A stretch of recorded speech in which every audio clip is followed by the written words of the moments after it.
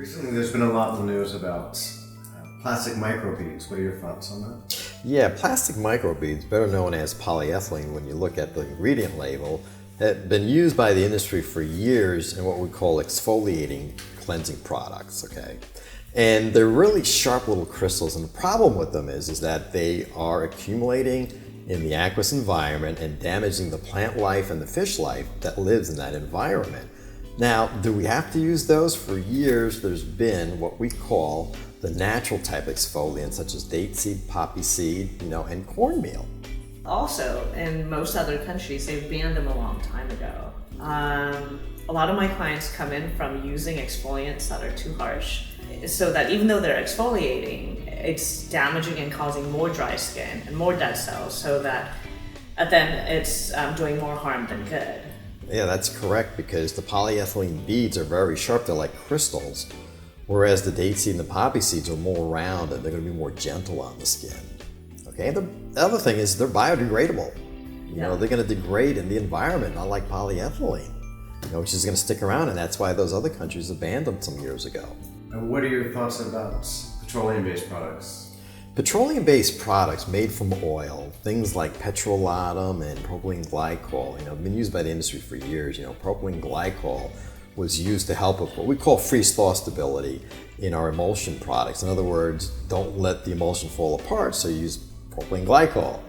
And hey, where is it used? But in your car, okay? So, do you want to put that on your face? I don't think so. It's a very cheap ingredient that has a texture that coats the skin. Right, just like putting saran wrap on your skin doesn't allow the moisture to escape. And it could have traces of carcinogens within them too, and that's the other problem. And there's so many better options, such as different oils like almond oil, coconut oil, anything to give it that moisturizing ingredient that also has a texture. And what are your thoughts on silicones? Well, silicones are going to be the next class of ingredients that are going to have a big bullseye on them. Silicones are basically dimethicones, cyclomethicones, hydroxypropylmethicones, anything with a C-O-N-E at the end. Basically, what they do is they just put a layer on top of the skin that's kind of smooth, but don't give anything else to the skin, okay? Because I'd rather have an ingredient that's natural and is going to do something. And there are different ingredients that are out there that are natural that provide nourishment in the same field. A lot of times when my clients come into the store with clogged pores, I ask them what they're using, and inevitably it has silicones in it.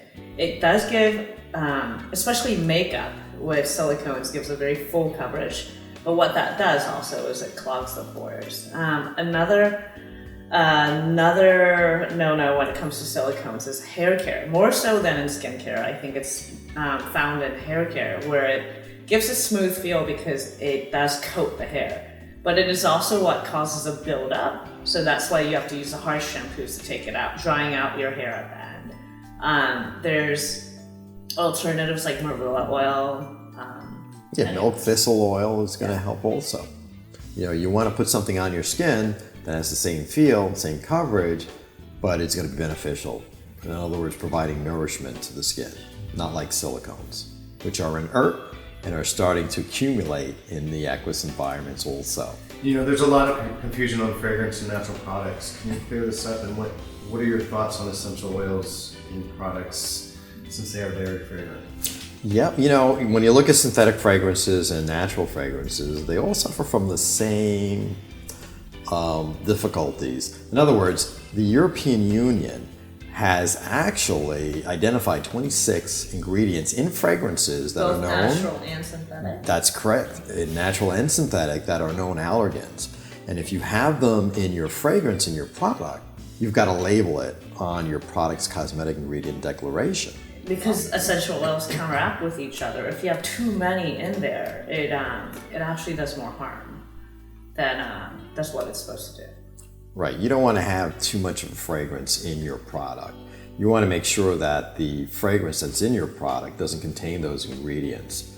And that's why a lot of companies now are just using botanical extracts that have their own scent to them already. all right, to be safer. Also, it is in making products, it's hardest to make an unscented or clean scent. It's easier to cover up a strong scent with a stronger scent. So always trust your nose, it's looking out for your best interest. Why do you think these things still exist in our products? It's a good question. You know, the industry's been using them for years. They're in a lot of their products that they've been selling for years. And it's going to be very difficult for the industry to go in and reformulate those products financially and time-wise. Okay, it's just not an easy fix. These companies are publicly owned companies. Their interest lies with the shareholders' profits, not really us. And it's much easier for them to make it for cheap and use marketing and branding to sell it for a lot more than actually use good ingredients that benefit our skin. It's a big industry, and it's going to take them a long time to come around. Great, thank you for sharing all that with us, Gene and Tony. Thank you.